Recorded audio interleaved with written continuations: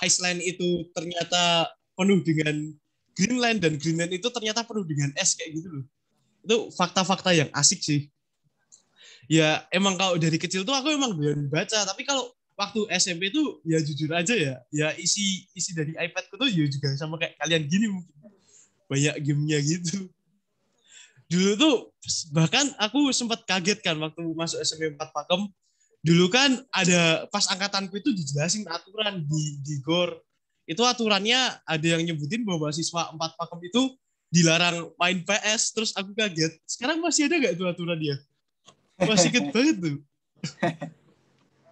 Gue masih kaget tuh. Apalagi game yang ini nih kalau udah main game Mobile Legends tuh udah sulit banget apa Sulit lepasnya. meninggalkan. Iya Pak, sulit Pak kalau udah nge-game Pak. Sampai Iya. itu Pak, akhirnya tuh kan pada waktu itu pas aku kelas 8 kan Pak. Kelas 8 tuh kan emang udah bertekad untuk ikut FLSSN. Kan yang waktu kelas 7 itu aku juga udah ikut FLSSN sebenarnya. Tapi eh, kurang diberikan kesempatan sama Tuhan sih. Maksudnya masih belum jalannya. Aku pas itu masih gagal di provinsi. Terus kelas 8-nya tuh aku mau coba lagi kan. Coba lagi lomba baca puisi. Tapi ternyata lomba baca puisinya itu diganti. Lomba cipta baca puisi. Jadi kita nggak hanya baca puisi, tapi kita juga nyiptain puisinya. Nah kan aku bingung. Aku sini kan nggak bisa bikin puisi gitu ya. Aku cuma bisanya ke game sama baca puisi aja. Nah terus aku langsung cari buku tuh. Aku dapetin bukunya yang ada waktu itu di toko buku tuh bukunya itu The Lestari. Nah, yang aku nggak tahu tuh bukunya The Lestari itu ternyata ini ada seriesnya. Jadi dari satu berapa 11 series sama ya. Nah, aku langsung ambil yang intelijensi embun pagi. Terus aku dari situ langsung aku pelajarin aja sih buku-bukunya tuh. Aku mulai literasi lagi akhirnya. Aku mulai doyan baca lagi ya dari situ. Habis aku nyelesain bukunya, aku mulai nulis-nulis puisi.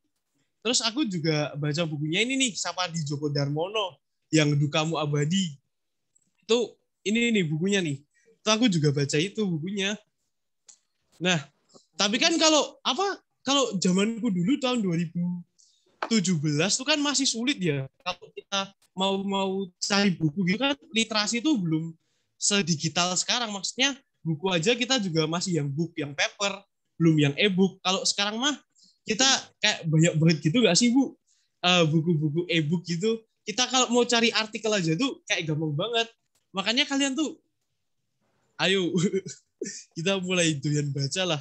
Apa ya kalau masalah gimana cara cara kita suka baca tuh mungkin dari hal-hal yang kecil dulu aja, dari hal-hal yang kita sukain. Kalau misalnya kalian sukanya game tuh cari-cari aja yang berhubungan sama game kalian.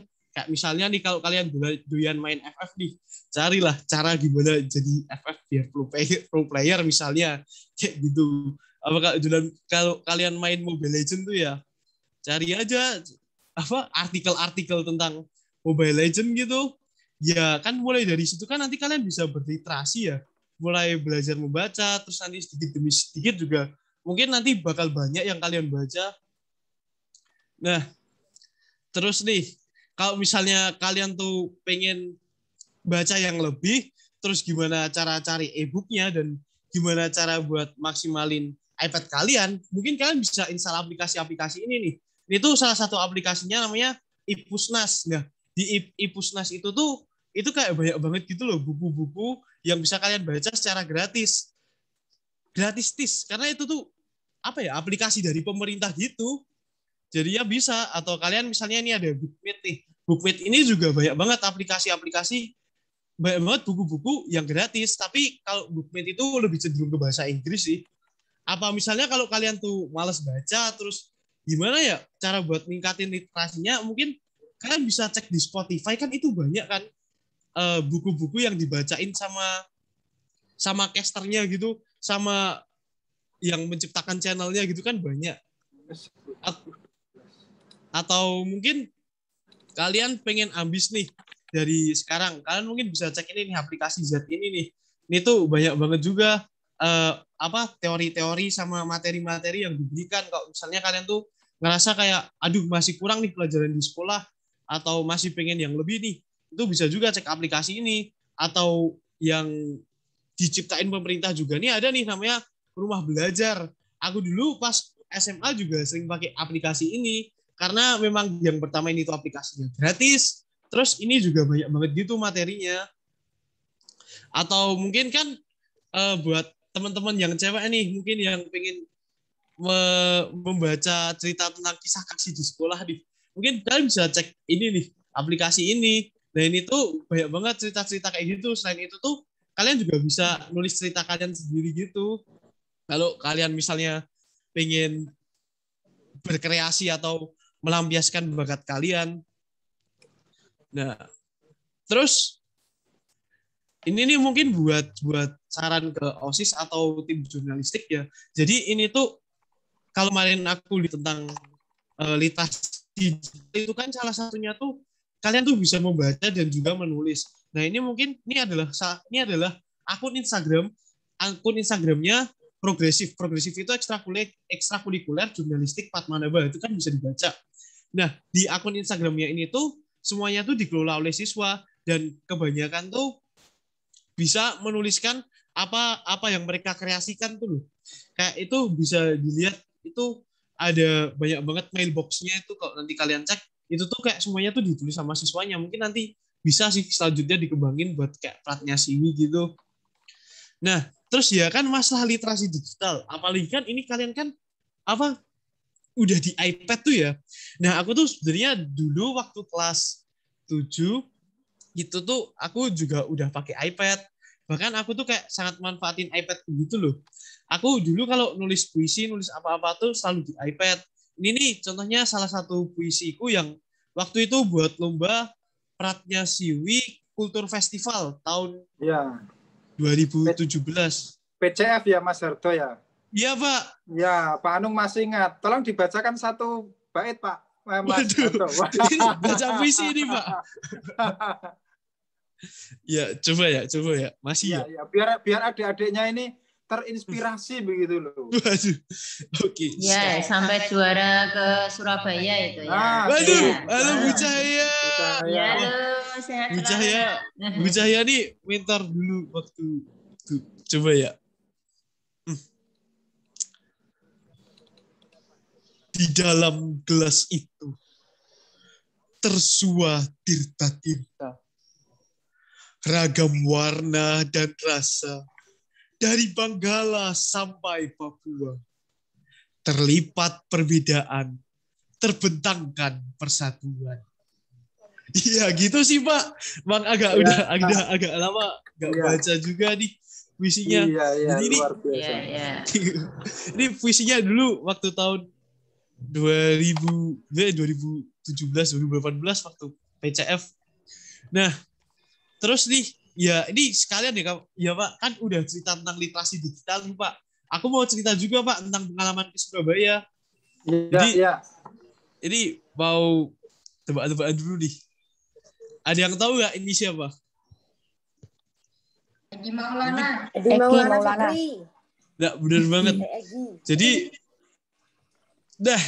waktu itu kebetulan ini fotonya tuh ada di Hotel UNY. Waktu itu kebetulan banget waktu aku training camp di Hotel UNY itu aku ketemu sama pemain timnas. Sebenarnya nggak cuma Egi Maulana Fikri, tapi ada Sahrian Abimanyu, ada Nur Hidayat.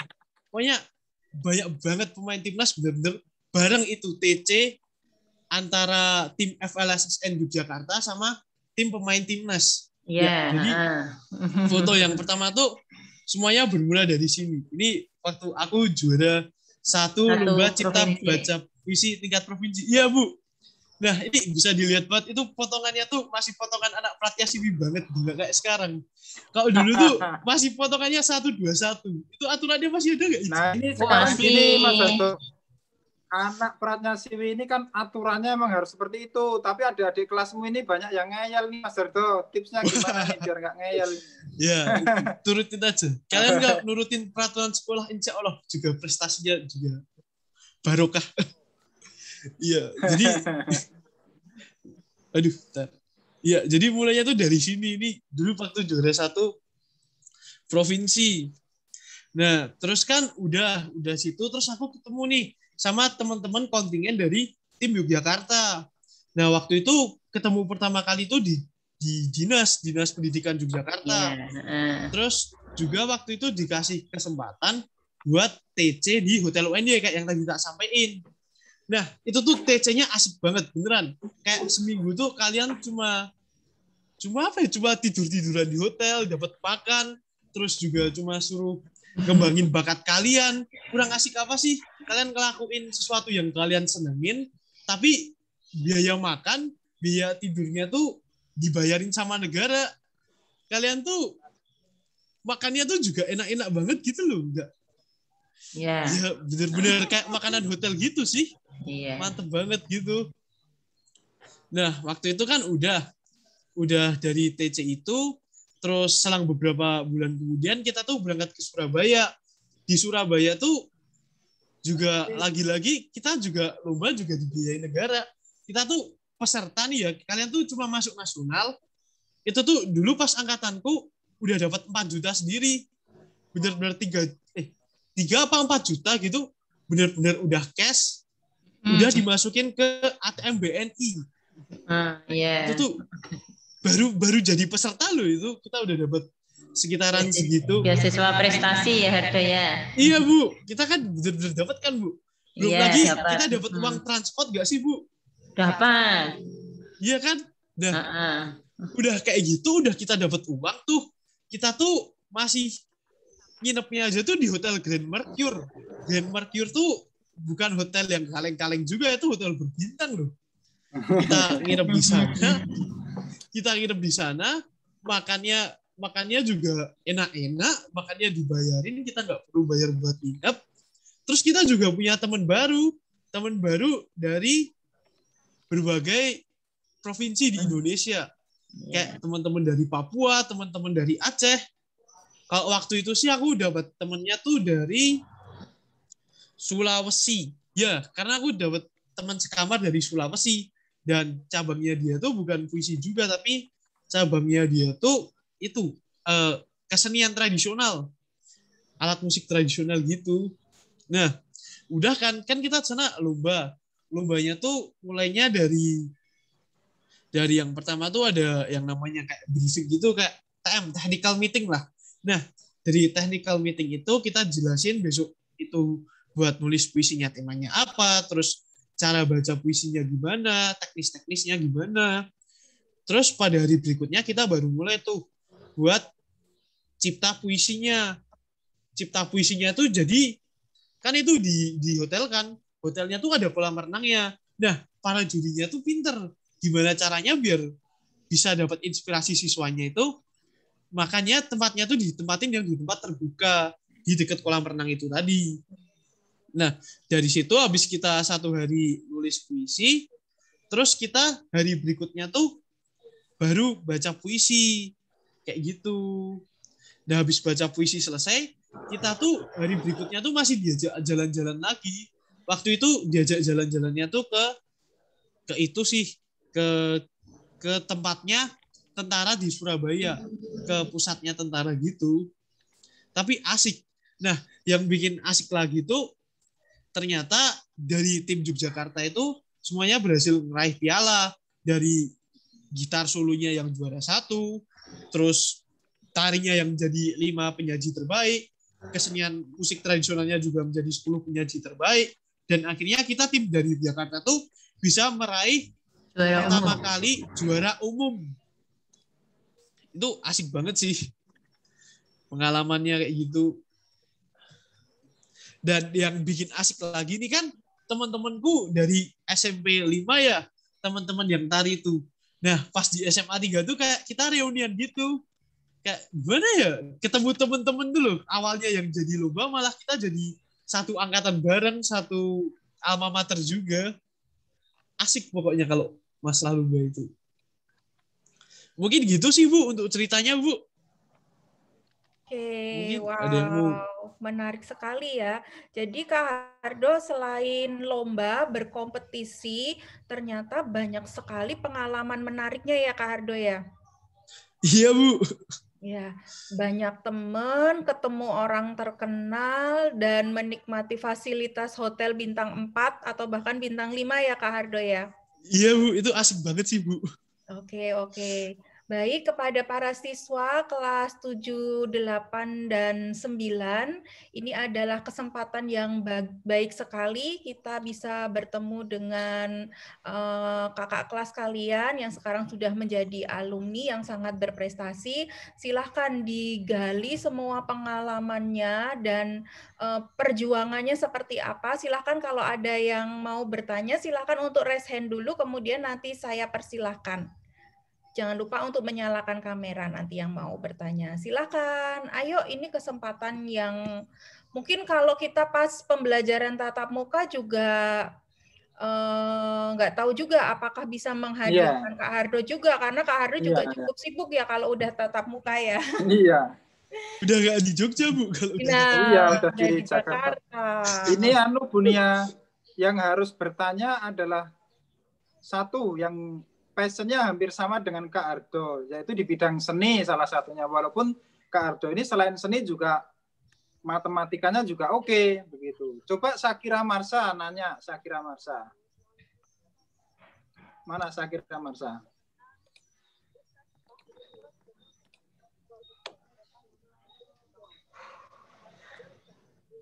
Yang lainnya silahkan. Bebas saja. Yang lainnya silahkan. Oh, ada Olivia.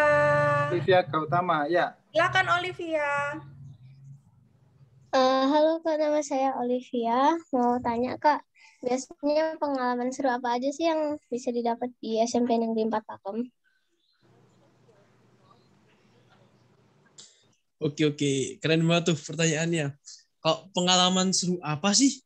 Kalau aku tuh dulu waktu di SMP 4 Pakem, itu tuh kayak hampir semua lomba tuh aku ikutin gitu loh. Kan nggak tahu ya, emang tadi emang doyan lomba aja aku. Kayak dulu tuh pernah ikut lomba catur, pernah ikut lomba puisi gitu. Dan yang paling asik tuh sebenarnya ikut lomba sepak bola LPI itu di lapangan Turi. Asik banget tuh. Karena badan gue sebenarnya nggak proporsional banget buat atlet bola. Kalau pengalaman serunya ya itu sih, aku bisa ikut berbagai lomba di SMP 4 Pakem tuh, itu pengalaman seru. Ya, makasih Kak. Ya. Terima kasih Olive. Kak Ardo, Bunia ingin tanya, kan itu Kak Ardo ibaratnya kayak semua multi talent gitu ya, semua hal bisa, olahraga bisa, terus akademi, kemudian seni, itu tuh Kak Ardo kok bisa tertarik bahkan ikut lomba dan menang pula, itu tuh gimana cara membagi waktunya Kak? Kalau untuk masalah manajemen waktu itu sih sebenarnya kita bisa memprioritaskan ya Bu. Misalnya pada jadwal seminggu ini tuh kita yang mau kita fokusin tuh kita mau belajar apa dulu. Kita benar-benar excitednya pada minggu ini tuh apa sih yang mau kita ikutin gitu. Kayak misalnya dulu waktu kelas 7 kan aku punya kesempatan buat ikut jadi tim Olimpiade di SMP 4 Pakem. Tapi masih ada kayak proses seleksinya gitu, Bu. Nah, aku tuh kayak hampir sebulan tuh nggak ikut ekskul sama sekali. Jadi benar-benar tiap hari pulang itu fokusnya di matematika Olimpiade itu. Jadi itu sebenarnya tergantung prioritas kita. Tergantung apa sih yang sebenarnya ingin kita capai, gimana sih kita ingin mencapainya, kita beneran serius nggak sih ingin mencapai suatu hal itu. Kayak gitu sih, Bu. Oke, terima kasih Kak Ardo. Ada Kaira yang akan bertanya. Silahkan Kaira. Halo Kak, kenalin nama aku Kaira dari 7E. Mau nanya, pengalaman yang paling berkesan selama kakak sekolah di SMP 4 Pakem itu apa ya?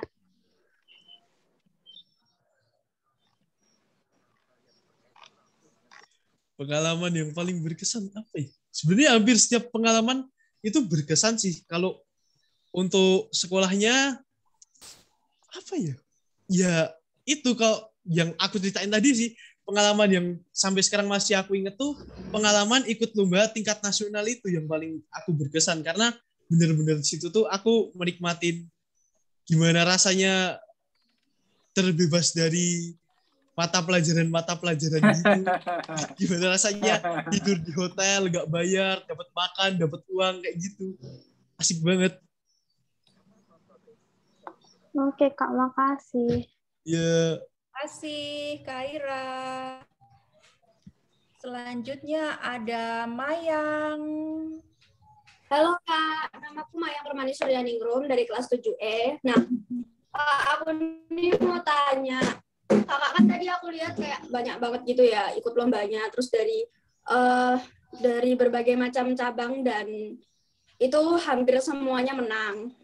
Aku mau nanya nih, gimana caranya Kakak mengetahui bakat dan minat Kakak itu di mana? Terus cara ngembanginnya sendiri itu gimana, Kak? Oke.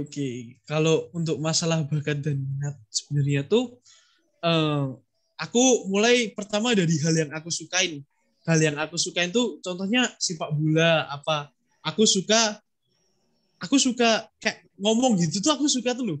Kayak dulu tuh dari SD kan emang udah kelihatan kan kalau aku suka ngomong. Nah, ibuku tuh kayak ngikutin aku di berbagai lomba-lomba gitu. Kayak coba-coba aja dulu. Dulu tuh aku masih inget nih. Kan pertama kali aku waktu TK tuh kan sukanya main catur. Terus waktu kelas 1 SD itu aku dilirik sama guruku. Ini bisa nih buat ikut lomba catur. Dulu namanya O2SN kan. Nah, aku berkesempatan ikut lomba catur sampai kabupaten. Tapi pas di kabupaten itu kan lawannya semakin sulit kan. Nah, aku tuh pas itu tuh kalau kalah sekali tuh aku langsung nangis. Jadi kayak main sekali tuh langsung nangis karena kalah, main sekali nangis karena kalah. Bener, Kak. Emang bener kayak gitu aku. Kak. Aku bahkan masih inget ya, aku kelas 5 iya, SD aku loh. Juga kok, Kak. Iya, kayak gitu. Kayak gimana ya? Ya mungkin kita tuh harus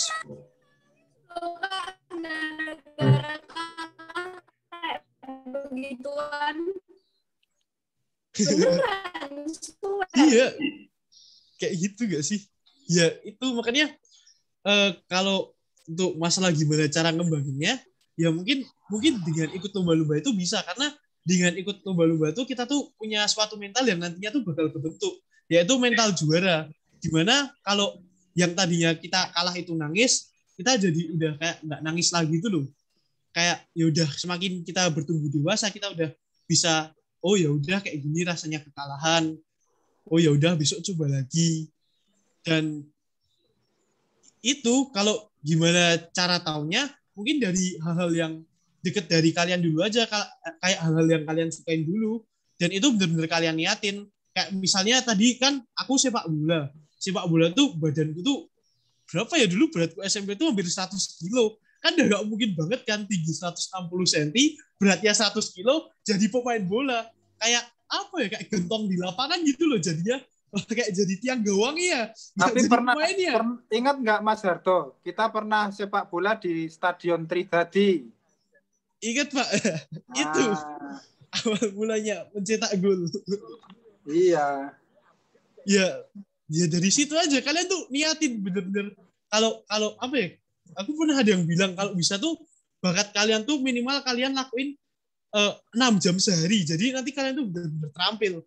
Kayak dulu tuh aku inget banget pas SMP kan aku suka banget kan sama sepak bola. Nah, itu tuh tiap pagi mesti di lapangan tengah itu tuh teman-temanku pada main sepak bola dan aku tuh ikut main, dan mesti habis main celana aku pasti sobek beneran. Jadi aku dari jam 7 pagi sampai jam 12 siang tuh di sekolah celananya sobek, dan sobeknya tuh gede banget tuh loh, kayak ya gitu gede banget.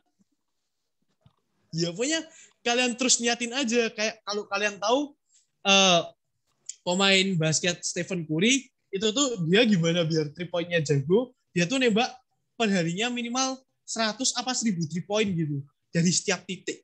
Jadi bener-bener kalian niatin aja gitu sih. Oke, thanks Kak. Ya. Terima kasih, Mayang. Selanjutnya ada Putri Syakira. Silakan, Putri. Halo Kak, aku Kira dari 7A. Yang aku mau nanya, kan tadi katanya waktu mau ikut lomba puisi, dikiranya cuma bacain puisi, bukan bikin puisinya kan. Nah itu gimana caranya bikin puisi terus tiba-tiba nemu ide gitu. Terus juga berapa hari buat bikin puisinya itu. Oke, kalau yang pertama, kalau untuk masalah ide, ide itu jadi kalau aku tuh kayak nggak bisa tahu tuh loh. Kadang tuh kalau aku buat mikir, aku tuh malah nggak dapat ide. Sering juga nggak sih kayak gitu? Kalau kita pikirin, kita mau bikin apa sih? Itu malah nggak punya ide. Tapi aku dulu inget sih, aku tuh waktu itu scroll Instagram kan. Terus aku mulai kepikiran nih, akan lihat kayak bendera Indonesia gitu. Kayak waktu itu kan juga tema puisinya itu tentang Pancasila, tentang Pancasila. Aku lihat di Instagram scroll tuh mulai kepikiran nih gimana kalau puisinya gini. Jadi kayak ide itu kadang tuh bisa muncul sendiri gitu loh. Tapi kalau mau kita pancing itu sebenarnya juga bisa. Kayak dulu tuh waktu aku technical meeting itu tuh juga diajarin gimana cara biar ide itu keluar. Jadi kayak waktu itu tuh ini misal kita mau nulis temanya tentang Indonesia ya. Ini kita fokus dulu tentang Indonesia. Kita nanti bikin peta konsep Indonesia tuh kira-kira ada apa aja sih? Oh, Indonesia tuh ada Pancasila, Indonesia tuh ada Garuda, Indonesia tuh ada bendera. Terus nanti dari Garudanya itu kita panjangin lagi. Di Garuda itu ada apa sih? Di Garuda itu ada bulunya, ada sayapnya. Bulunya berapa sih? Bulunya sekian. Terus nanti kita Pancasila. Pancasila itu isinya apa aja sih? Pancasila itu isinya ada 5 sila. Apa aja? Kayak gitu kan. Pokoknya mungkin mulai dari peta konsep itu, nanti tuh kita semakin panjang-panjangin, terus nanti kita habis itu semakin rangkai. Misalnya nanti kayak kita nemu tadi kan dari Garuda kan. Garuda tuh sayapnya, Garuda tuh ekornya 8. Iya nggak sih? Garuda tuh ekornya 8, itu tuh menandakan tanggal kemerdekaan Indonesia. Nah, kalau di puisi itu, nanti kita tinggal tulis kayak gitu aja, terus nanti kita ubah-ubah sedikit demi sedikit kata-katanya. Waktu itu aku biasanya pakai namanya thesaurus. Jadi thesaurus itu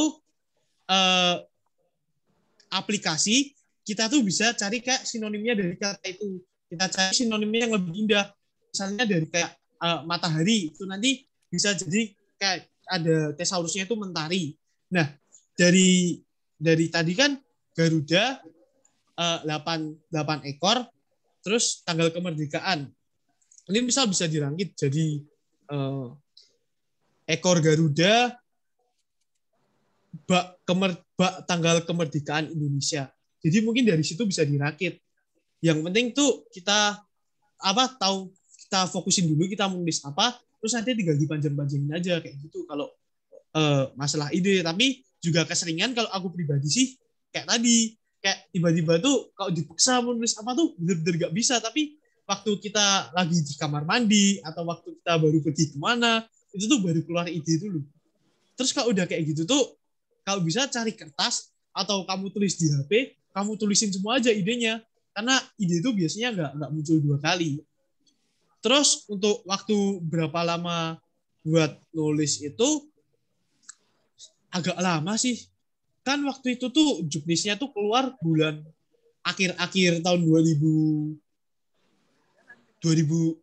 ya. Terus waktu lomba di kabupatennya tuh masih sekitar bulan Februari Maret. Jadi kayak ada waktu 3-5 bulan gitu buat belajar. Aku juga ingat dulu waktu teman-teman pada liburan Natalan tuh aku mesti selalu ke sekolah sama Bu Cahaya dulu buat nulis-nulis puisi gitu buat belajar. Jadi kayak gitu sih. Oh ya Kak, makasih. Ya. Kasih Kira. Selanjutnya ada Ihdan. Silahkan Ihdan. Halo Kak, nama saya Ihdan. Kak, mau bertanya Kak? Apakah kalau kakak itu hanya terus belajar terus, apa diiringi dengan main atau ngobrol sama temen gitu kak? Sama bagaimana kakak itu mempersiapkan kalau ada lomba atau tiba-tiba tuh misalnya lombanya tuh seminggu lagi, nah mempersiapkannya itu bagaimana kak?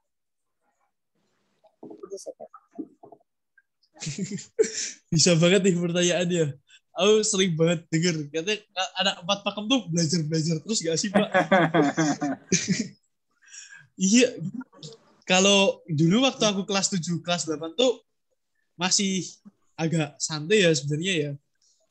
Kalau untuk belajar terusnya tuh sebenarnya aku di kelas 9 semester 2 tuh baru bener-bener ngebut buat cari SMA.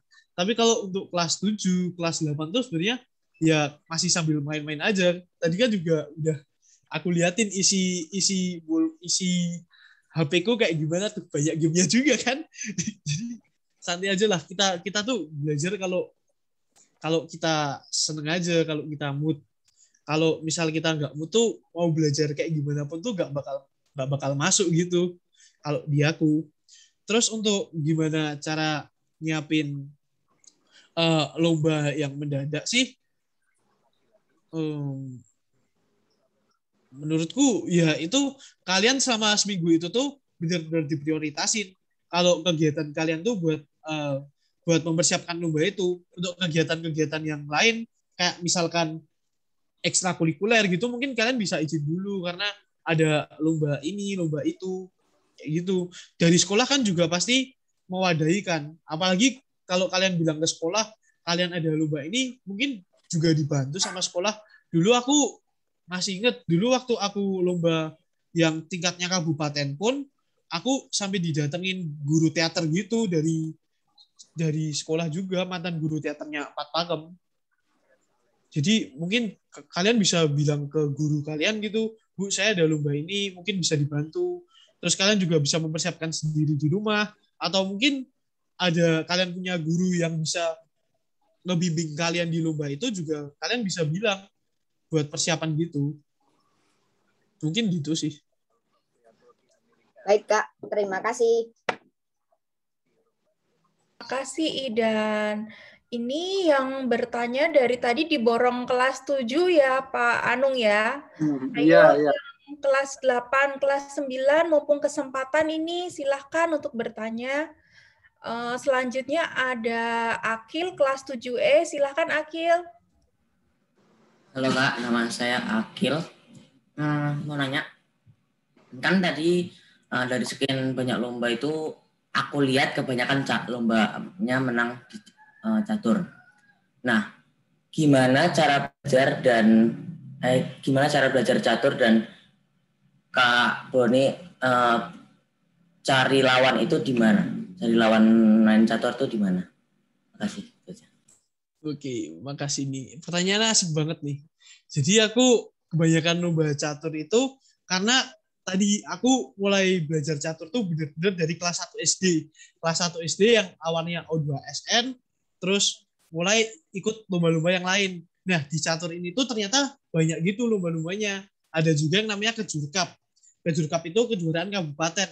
Nah, dari aku kelas 1 SD sampai aku kelas 6 SD, bahkan sampai SMP, itu tuh aku masih rajin banget ikut Kejurkap. Jadi, makanya kayak banyak banget tuh prestasinya. Nah, di Kejurkap itu kan, itu berdasarkan rentangan umur ya. Nah, di rentangan umurku waktu itu tuh, biasanya pesertanya juga cuma dikit nih. Makanya aku bisa gampang banget, bisa dapat juara 1 gitu. Terus untuk gimana belajar caturnya, itu awalnya kalau belajar catur itu aku awalnya cuma iseng-iseng gitu, main sama teman desaku gitu di rumah kan. Terus mulai main-main iseng, terus nantangin bapakku juga. Bapakku ternyata bisa kan. Terus ya udah, keterusan itu sampai kelas 1 itu tadi. Nah, karena aku udah banyak lomba gitu kan, terus Kejurkap dirasa juga nggak menantang. Waktu itu tuh kelas 2 apa kelas 3 aku masih ingat. Bapakku itu bikin suatu turnamen catur di desaku, itu namanya tuh kejuaraan angkringan. Jadi ada angkringan di desaku, itu setiap hari Sabtu malam Minggu itu tuh selalu ada turnamen caturnya yang dibikin sama bapakku. Kan kalau dulu tuh cari lawan catur sulit banget ya. Makanya bapakku tuh bikin turnamen itu.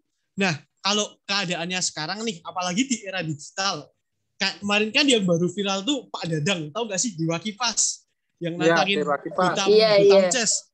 Nah, itu mungkin kalian bisa aja cari lawan di situ tuh di chess.com. Aku juga kemarin beberapa kali masih sempat main.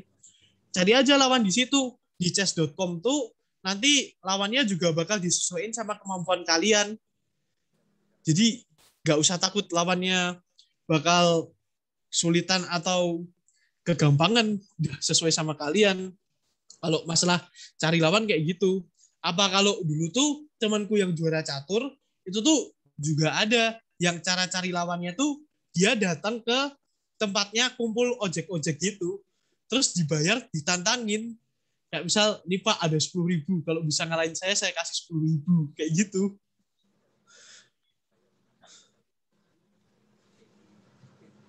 Oke, makasih.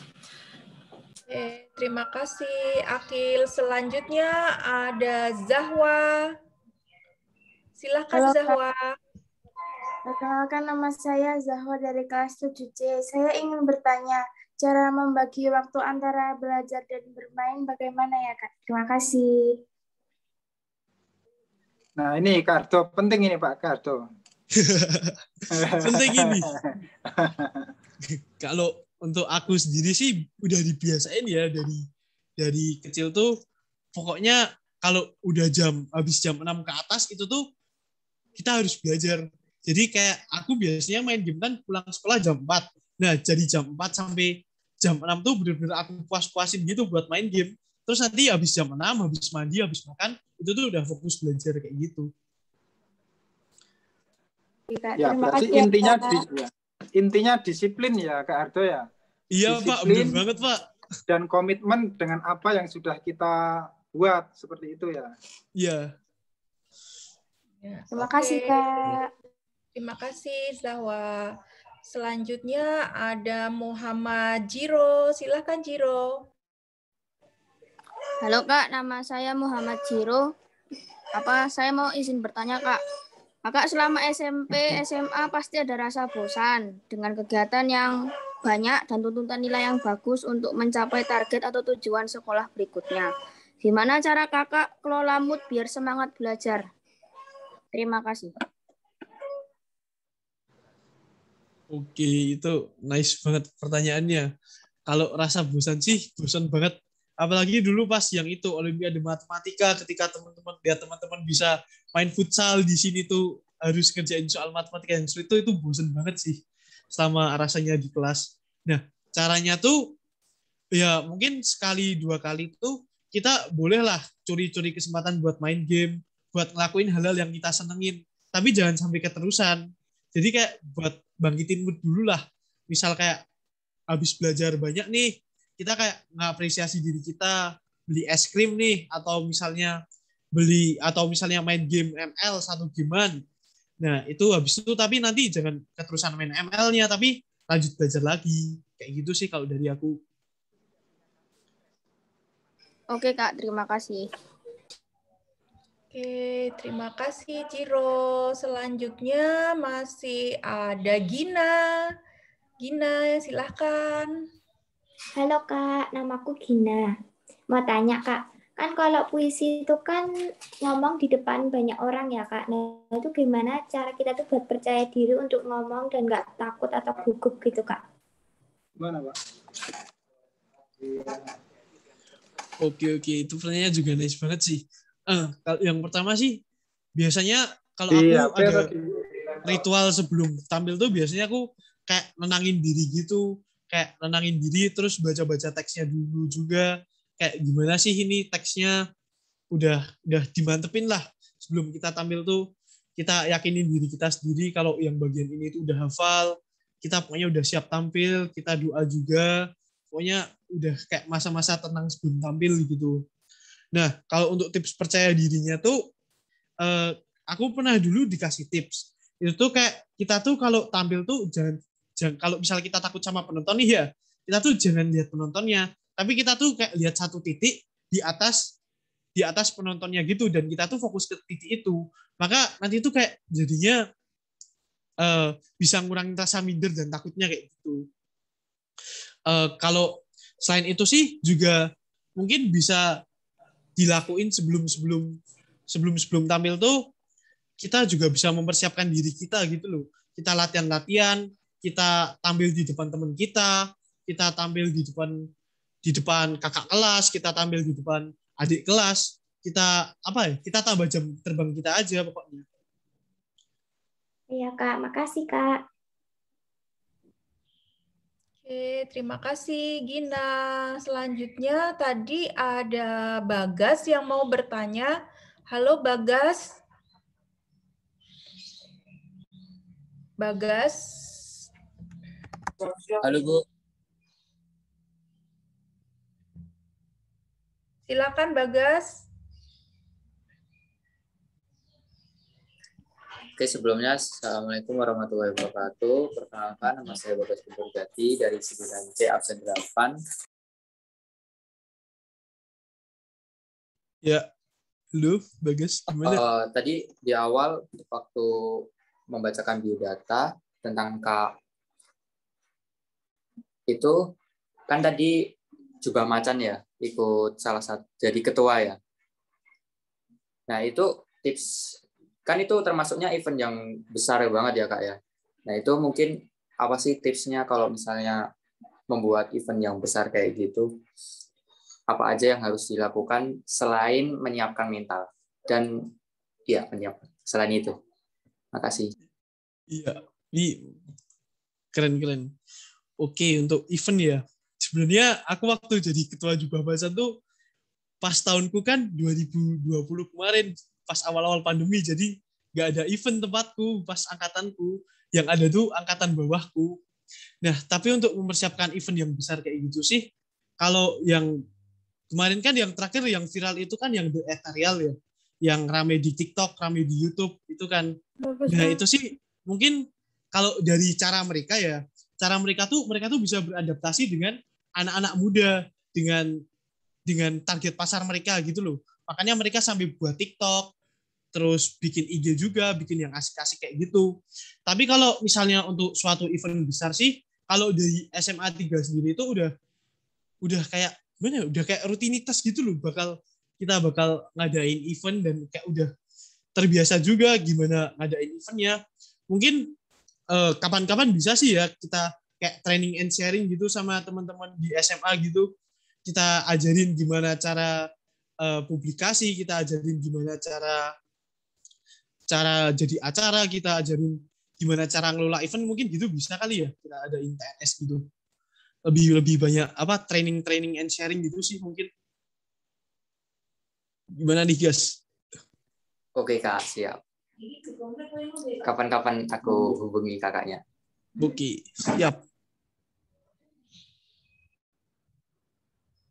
Oke, terima kasih Bagas. Wah, ini penawaran yang sangat menarik sekali ini Kak Hardo. Terima kasih sekali. Ini nanti adik-adik bisa dibantu dan sharing pengalaman bagaimana untuk merencanakan dan menyelenggarakan event. Jangan lupa nanti di-follow Instagramnya Kak Hardo, Bonifasius Harda Pria Widada. Nanti dicari aja di Instagram, kalian bisa berkenalan langsung dan lebih dekat lagi dengan Kak Hardo. Begitu ya Kak Hardo ya? Ya, oke. Iya, Bu. Oke, silakan ada lagi yang mau bertanya? Sudah tidak ada? Oke, wah ini adalah kesempatan yang langka sekali bisa menghadirkan Kak Hardo di tengah-tengah kita. Bukan Kak Hardo yang datang ke sekolah, tapi Kak Hardo datang ke rumah masing-masing siswa SMP Negeri 4 Pakem. Kak Hardo yang datang ke rumah kita. Ini sungguh kesempatan yang sangat berharga sekali. Kita bisa lebih kenal dekat lagi dengan Kak Hardo dengan segudang prestasi dan pengalamannya. Kak Hardo, silakan untuk memberikan closing statement sebelum kita mengakhiri webinar pada pagi hari ini. Oke Bu, jadi kalau closing statement-nya tuh dari kata-katanya Avicii, dari sebuah lagunya tuh ada lagunya yang naik itu dia pernah bilang live a life you will remember. Jadi kalian tuh masih SMP, masih punya banyak mimpi, masih punya banyak langkah. Jadi nikmatilah hidup yang bisa kalian nikmati, yang bisa kalian ingat.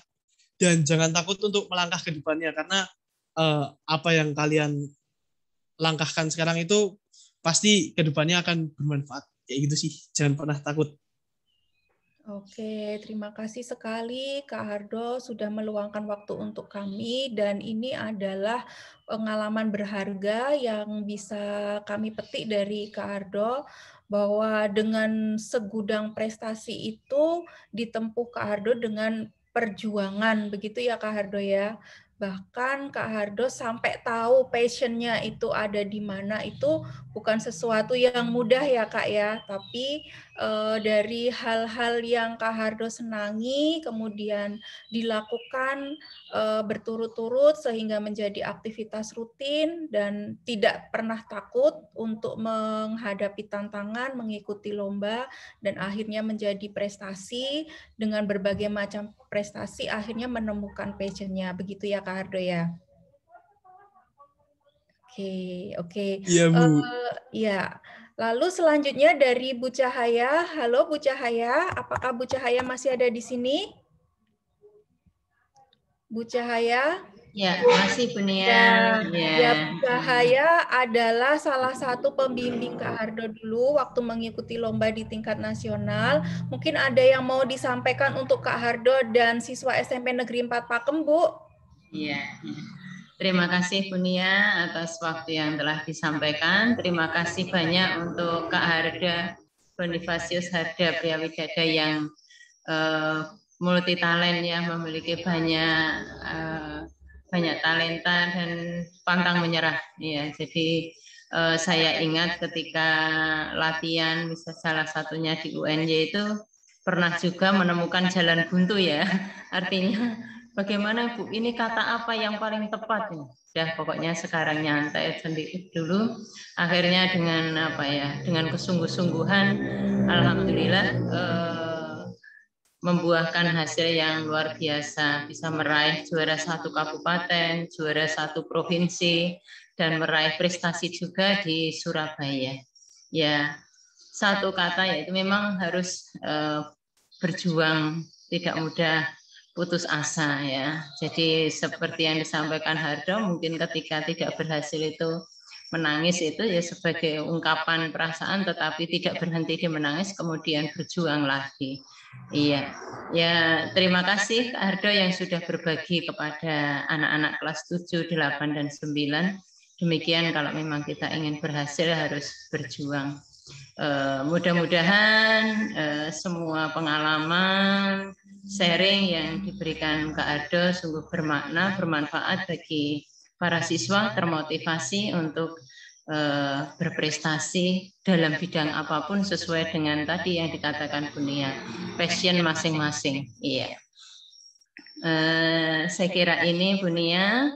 Selanjutnya dari literasi, memang dengan berliterasi ini salah satu kemudian akan berimbas pada pembentukan karakter berdisiplin, karakter cinta ilmu, kemudian rasa ingin tahu itu pasti akan berkembang.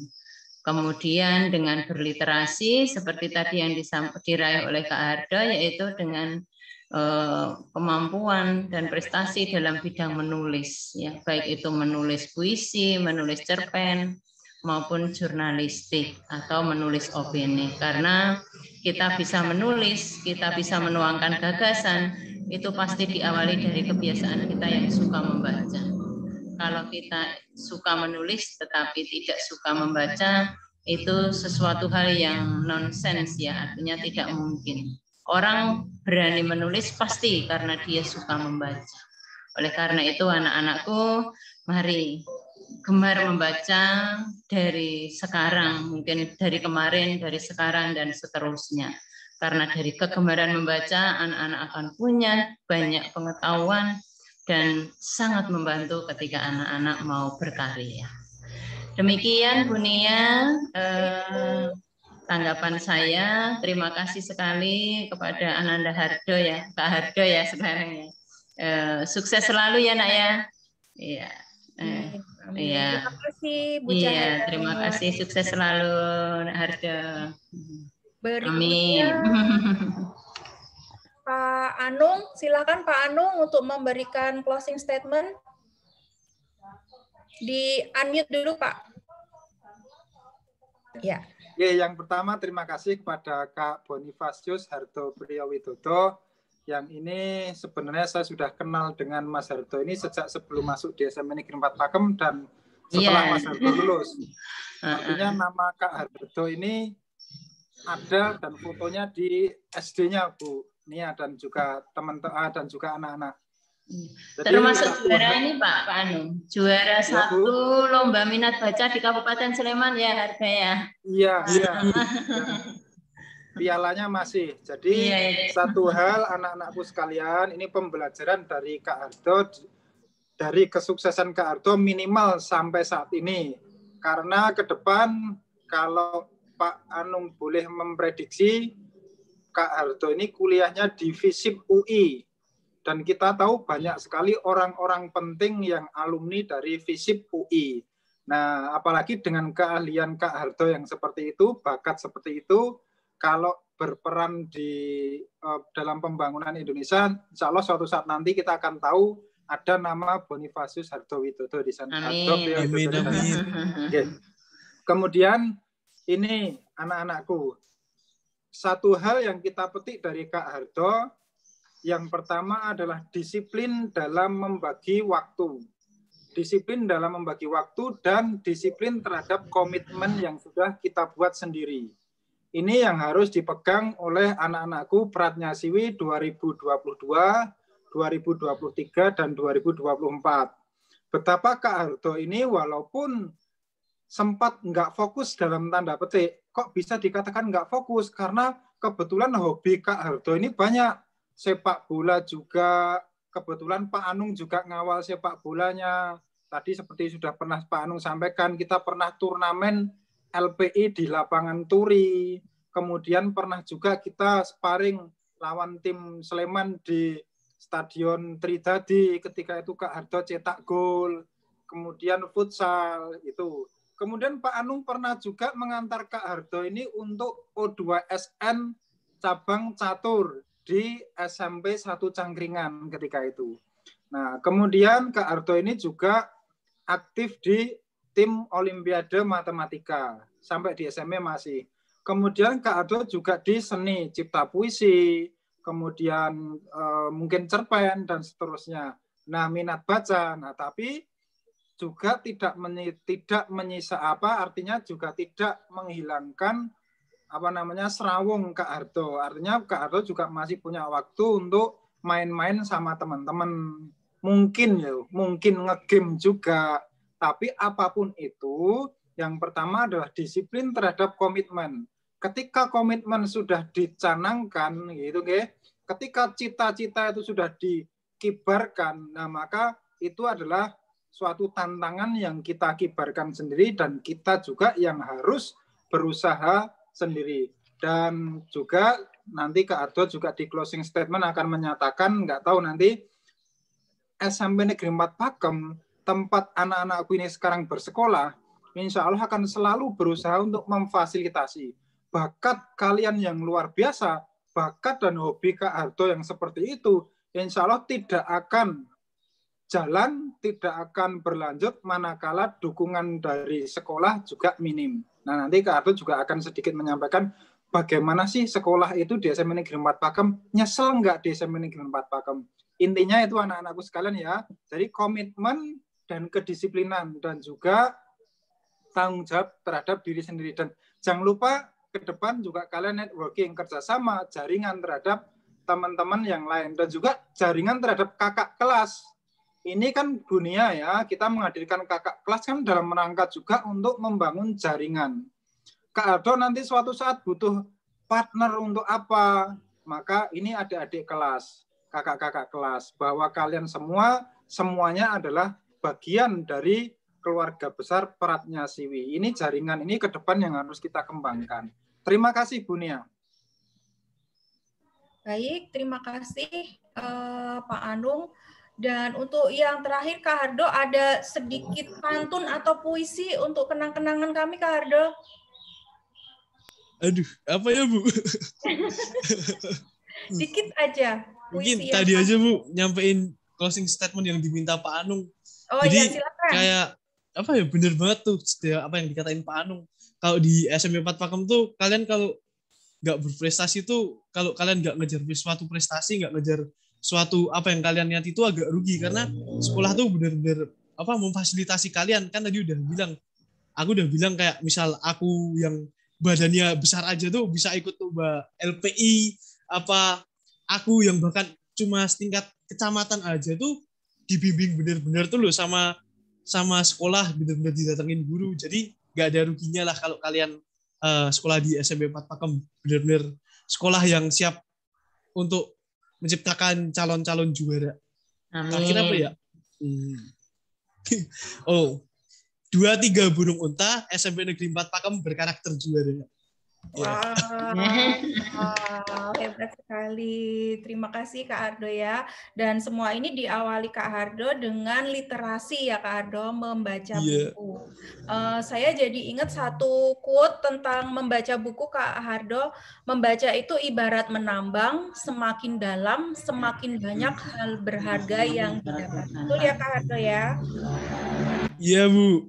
Oke, terima kasih Kak Hardo sudah meluangkan waktu untuk kami semua, dan sebagai penutupnya kita akan foto bersama dulu ya Kak Hardo ya. Saya mulai dari halaman yang pertama. Silahkan untuk dinyalakan kamera dan kasih senyum terbaiknya.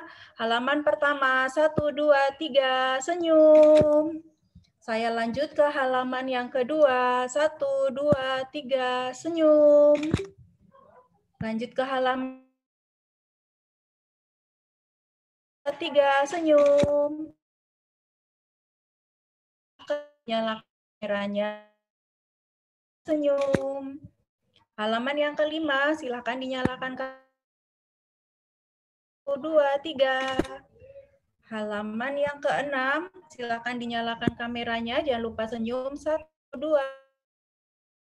Halaman jangan lupa senyum. 1, 2, 3. Halaman yang ke-8, silakan dinyalakan kamera dan tersenyum. 1, 2, 3. Halaman ke-9, 1, 2, 3. Halaman 10, 1, 2, 3. Halaman 1, 2, 3. Halaman 12 sudah tidak ada yang menyalakan kamera. Oke.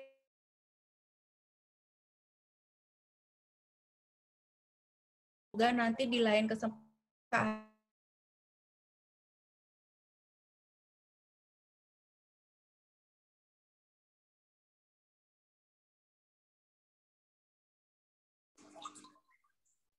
apa ya, prestasinya Kak Hardo ya. Oke, terima kasih semuanya yang sudah join. Untuk siswa 789 masih ada waktu beberapa menit untuk istirahat dan nanti segera join ke pelajaran berikutnya. Terima kasih. Assalamualaikum warahmatullahi wabarakatuh. Silakan untuk live. Terima kasih Kak Hardo. Assalamualaikum warahmatullahi wabarakatuh. Terima kasih. Terima kasih. Terima kasih. Terima kasih. Terima kasih Bu Nia. Terima kasih Harga. Terima kasih Bu Nia. Terima kasih. Sudah boleh keluar Bu? Sudah. Belum. Oh, ada Bu Narsih ternyata. Halo Bu Narsih. Halo ya, sukses ya Bu Harga ya. Ya Bu, halo Bu. Ya. Iki kita mak kok iki. Oke, sukses selalu. Aku kan mau nyimak saja kok. Ya, nggak apa-apa, nggih. Sukses. Ya. Amin. Terima kasih semuanya.